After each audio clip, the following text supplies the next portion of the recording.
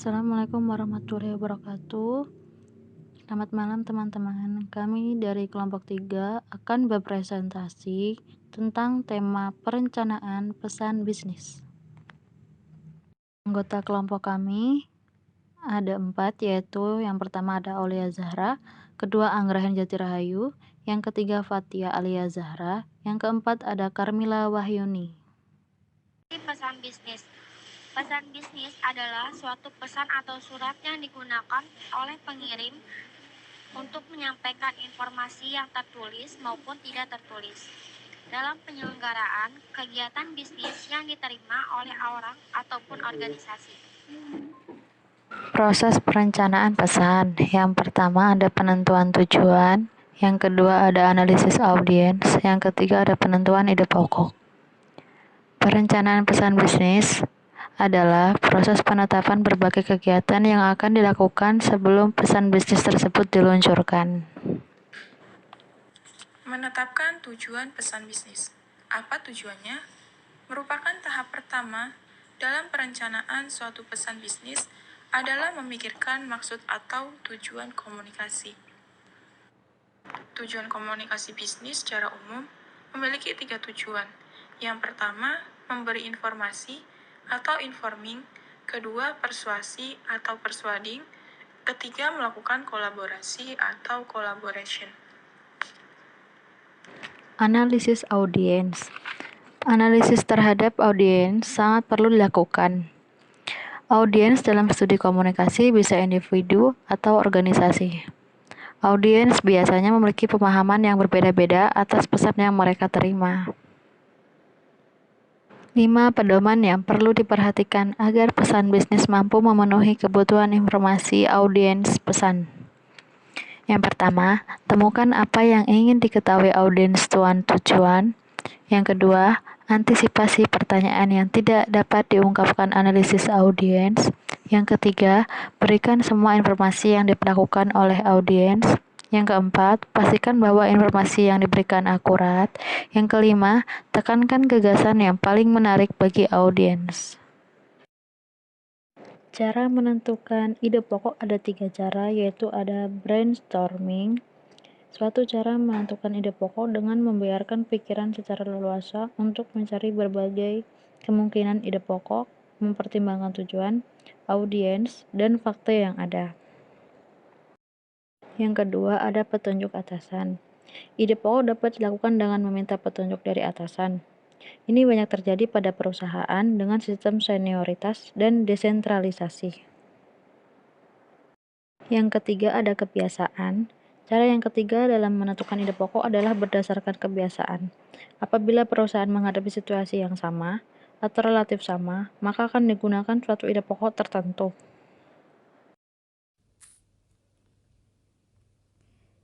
Pemilihan saluran. Pemilihan saluran dan media. Saluran komunikasi adalah metode atau media yang digunakan untuk menyampaikan pesan kepada audiens atau target audiens. Komunikasi terbagi menjadi 2, yaitu komunikasi lisan dan komunikasi tertulis. Komunikasi lisan dapat digunakan apabila yang pertama diperlukan umpan balik secara langsung dari penerima, pesan relatif sederhana dan mudah dimengerti, tidak membutuhkan catatan permanen, penerima dapat dikumpulkan dengan mudah dan ekonomis, dan terakhir ingin mendorong interaksi untuk pemecahan masalah dan pengambilan keputusan. Kelebihan dan kekurangan komunikasi lisan. Yang pertama kita bahas kelebihannya terlebih dahulu. Yang pertama yaitu menyediakan umpan balik dengan segera mungkin. Yang kedua yaitu memungkinkan terjadinya kenyamanan berinteraksi. Ketiga, meliputi berbagai syarat nonverbal memungkinkan mengekspresikan emosi di balik pesan. Lalu kekurangannya, yang pertama tidak menyediakan rekaman komunikasi yang dapat dibuktikan tanpa alat perekam. Kedua, mengurangi kendali komunikator pada pesan seringkali mengabaikan kemungkinan memperbaiki atau mengedit pesan. Lalu selanjutnya ada komunikasi tertulis.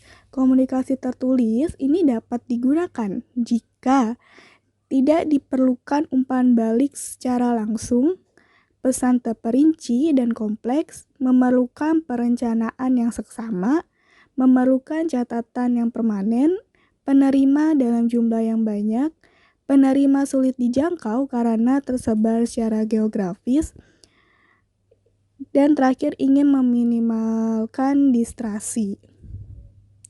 Lalu kelebihan dan kekurangannya. Kelebihannya yaitu memungkinkan membuat perencana dan mengendalikan pesan. Yang kedua, meninggalkan bukti yang dapat diverifikasi. Ketiga, meminimalkan distoris pesan. Keempat, yaitu dapat menjangkau penerima secara geografis yang jauh. Kekurangannya, membutuhkan waktu untuk umpan balik, kekurangan isyarat nonverbal, membutuhkan keterampilan khusus dalam menyampaikan dan memproduksinya, membutuhkan banyak sumber daya untuk membuat dan mendistribusi. Kekurangannya yaitu membutuhkan waktu untuk umpan balik, yang kedua kekurangan isyarat nonverbal, ketiga membutuhkan keterampilan khusus dalam menyiapkan dan memproduksinya. Yang terakhir, membutuhkan banyak sumber daya untuk membuat dan mendistribusikannya. Lalu selanjutnya ada pertimbangan dalam pemilihan media. Yang pertama, kekayaan sebuah media, yaitu kemampuan media untuk menyampaikan pesan, memfasilitasi umpan balik. Kedua, formalitas sebuah pesan. Yang ketiga, keterbatasan media. Keempat, tujuan pengirim. Kelima, urgensi dan biaya. Keenam, preferensi atau harapan penting. Sekian dari kelompok kami. Terima kasih atas waktunya. Kami harap kamu bisa mendapatkan pengetahuan yang berguna dari presentasi ini. Wassalamualaikum warahmatullahi wabarakatuh.